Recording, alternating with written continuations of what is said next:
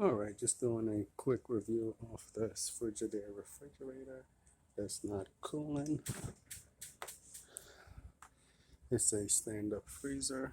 That's the modern them. And what I noticed when I came in this unit was I noticed there was water and ice building up on the floor. I took a lot of the fluid out so I can see this is where the evaporator is located behind this compartment. And you could see the water kind of melted and then refroze and then start coming out the door. So that's how you really can tell you have a defrost issue. Now let's go look around the back of the unit. I got my steam machine warming up so I can defrost the evaporator coil and clean the drain system.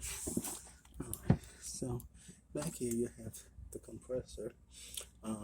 That's the process tube, the dryer filter. This right here is the defrost timer control. This is what controls the unit from cooling to defrost.